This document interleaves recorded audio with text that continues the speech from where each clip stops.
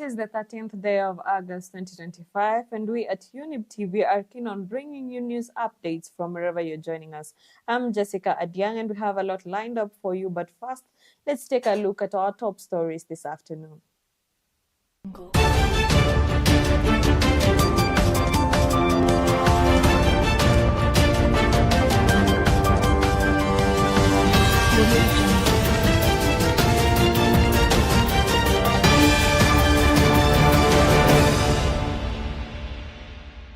Lamu is a patriarchal county. Wanaume wako na they have the voice, but due to this engagements kama hizi za sasa, mambo na women empowerment, harakati hizi zimeweza kusaidia mwanamke wa Lamu na yeye apate kuelewa ya kwamba katika jamii pia yeye ako na nafasi.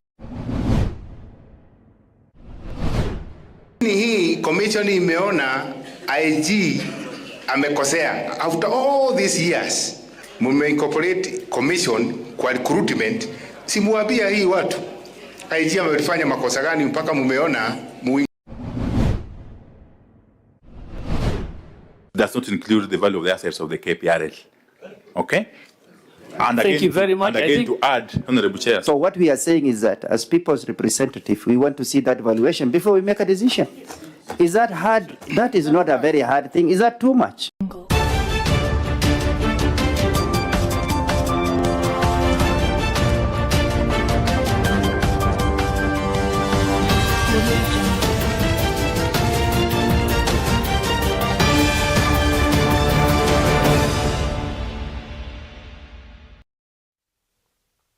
Thank you for choosing Younib TV. Now, President William Ruto has announced 113,000 job opportunities for young people across the country. Speaking during the International Youth Day celebrations in Kakamega County yesterday, Ruto said the initiative will significantly address youth unemployment nationwide. Additionally, Ruto announced that the new Kandarasi Mtaani program will employ an additional 200,000 young people. And I want to engage so that we can take our country forward. We want to have an informed conversation. You know, we do not want to engage in rumors, in propaganda, in fake news, in distorted issues. We want to engage on matters that are important to the young people of our nation. In every ward across Kenya, and I want you to listen to this carefully, 70 young entrepreneurs, 110,000 in total, will each receive a grant of 50,000 shillings in startup capital under this program. Na hiyo ni shughuli ambayo tunahakikisha vijana wetu watafaidika kwa sababu ya ajira itapatikana pale. We want to appreciate you in a special way because you have unlocked what your predecessors failed to do. It is very true that if you don't listen to the voters, then 2027 you might listen to the returning officer. Watu wanasema unatenga lakini hautengi. Shida ni watu wa mkono. Ita watu wako wa mkono kwa ofisi na uwapange. Mimi kama the Dean of Comrades, sisi tunaona umempower sana watu wa secondary. Unawapea free food primary hapo Nairobi. Unadhani sisi comrades tumeshiba? Now, Kenya and Iran have agreed on a form of joint committee to resolve the trade barriers within the 60 days, clearing the way for the lifting of Iran's ban on Kenyan tea imports. The deal was reached during the 7th session of the Kenya-Iran Joint Commission for Cooperation in Nairobi on Tuesday, co-chaired by Prime Cabinet Secretary Musalia Mudavadi and Iran's Minister of Agricultural Jihad. When irresponsible trade practices enter into a critical area like this, the consequences can be very devastating to the rest of the country. So the technical team that will help with the investigation, and I know some are within this room, they should help us to completely unlock this thing so that Kenya and Kenya's tea farmers are not held hostage by just one or two irresponsible business people.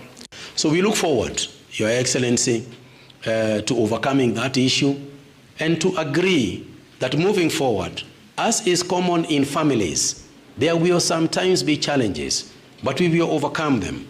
We will be brothers and sisters, sometimes because of and sometimes in spite of. But we will, the important thing is that the relationship continues to strengthen in all areas. And for us, me, him, he, and I, in the area of agriculture, we will cooperate in all ways to make sure that food security, food sustainability, food independence is a pivotal part and consideration in the relationships that we will have. Now moving on, Kenyans are receiving assurance from the Ministry of Road and Transport that there will not be any more unpaid bills resulting from the ongoing road projects. To do this, the Kenyan government intends to impose a toll on newly constructed roadways and use a portion of the road maintenance levy to finance the construction.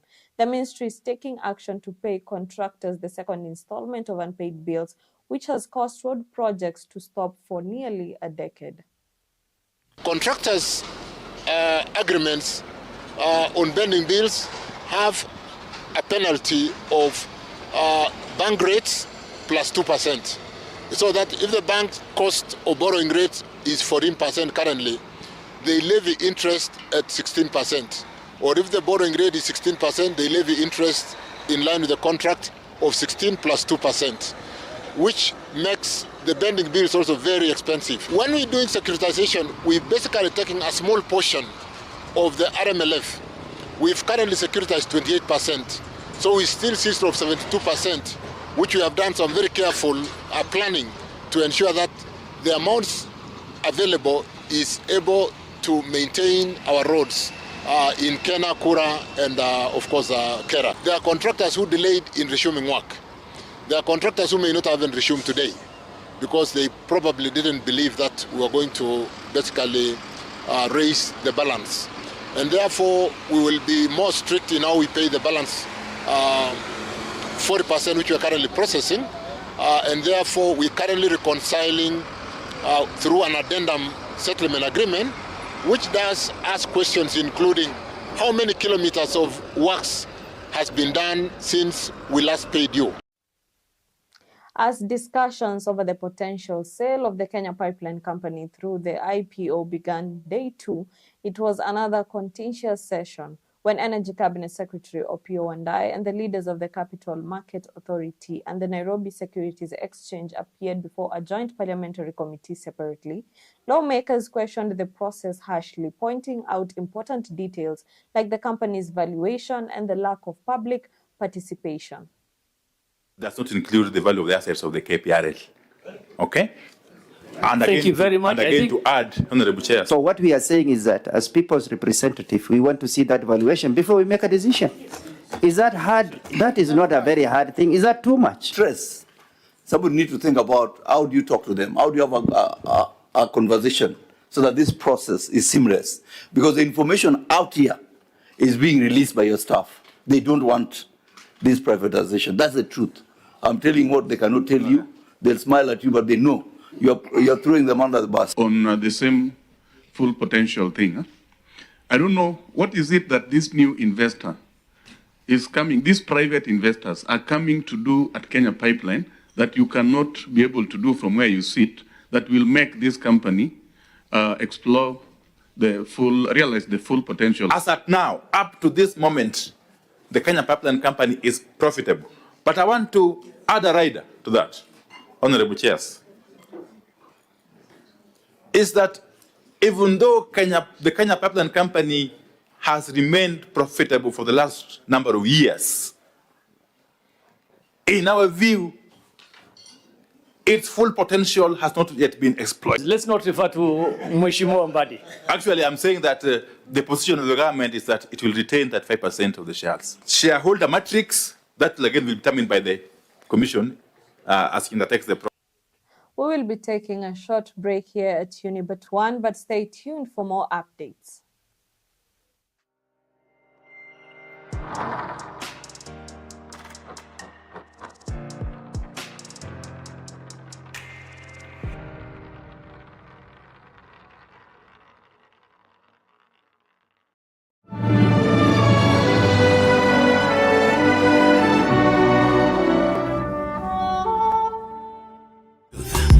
Ever the best.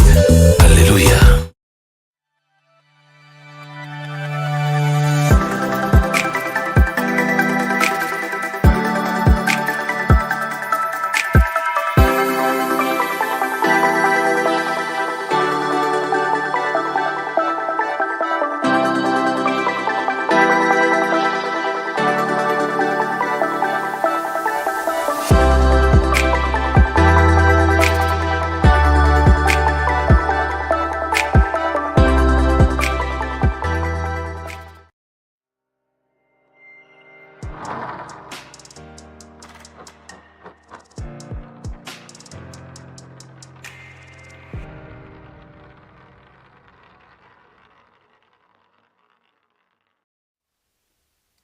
Welcome back and thank you for staying Younib TV. Now the National Police Service and the Kenya National Police Service Commission are embroiled in an ongoing dispute over who should have the last say over police personnel registration and salary management. Cabinet Secretary Kipchumba Murkomen has intervened to mediate to restore peace between the two institutions after the tug of war attracted the Ministry of Interior. Accounting officer of National Police Service, we want you, especially the accounting officer, to hand over all the HR function, especially the payroll. You hand over, you don't give. And, to start with, I have a meeting tomorrow with the Commission and the IG, and then we will work together until we find a solution. This is a very sensitive sector. We do not intend to see any wrangles. Hii commission imeona IG amekosea. After all these years, incorporate commission kwa recruitment, simuambia hii watu IG amelifanya makosa gani mpaka mumeona incorporate watu wenu. Now, still on the related story, Interior Cabinet Secretary Kipchumba Murkomen has dismissed claims of a rivalry between the Police Service Commission and the Police Service, saying each has distinct mandates. He made the remarks during the Jukwaa la Usalama tour in Nakuru County amid reports of a recruitment dispute between the two state institutions.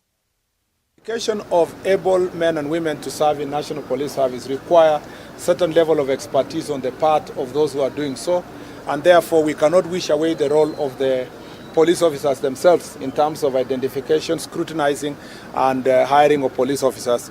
We can also not wish away the role of the Commission as retaining overall oversight authority. So a balance can be struck where the Commission can put in place the policy framework, the qualification standards, and then the identification can be done by the NPS itself based on the directives that have been done by the National Police Service. I want to assure Kenyans that there is no cause for alarm, as the Cabinet Secretary will transmit the regulations. We are going to strengthen the DCI agency that is going to deal with human trafficking, including for sex and children, trafficking of children, and all cases of defilement, gender-based violence.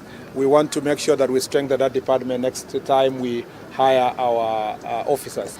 We've put up a committee that's working with our county security team to go up there in Maimahio and in all those other centers that have been mentioned here, and hopefully together we'll be able to come up with a solution so that not only do we stop those who are doing it, but that it doesn't happen in the future. Now away from the capital, on to Lamu County. As the world celebrated International Youth Day yesterday, youth in Lamu County are urging the government to provide technical skills training tailored to tackling climate change challenges. They noted that the lack of such skills contributes to unemployment in Kenya, and that involving young people will not only reduce the rate of unemployment, but also help boost the economy. Leo ni siku ya kusherehekea vijana ulimwenguni, Youth International Day. Na kwenye serikali tunaomba kuwa ni vizuri kwa hawa vijana kusikiza matakwa yao, hasa kwenye kuendeleza kwenye kufanya uongozi sahihi.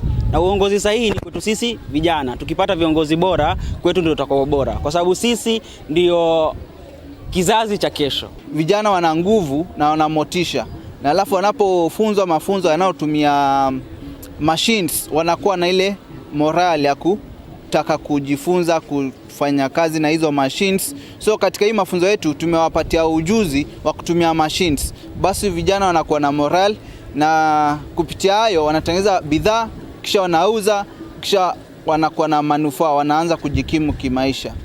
Lamu is a patriarchal county. Wanaume wako na they have the voice, but due to this engagements kama hizi za sasa, mambo na women empowerment, harakati hizi zimeweza kusaidia mwanamke wa Lamu na yeye apate kuelewa ya kwamba katika jamii pia yeye ako na nafasi. Wana youth wako na changamoto nyingi. Mmoja wa changamoto zikiwa ni pata access to finances. Kitu ingine hawana better access to markets.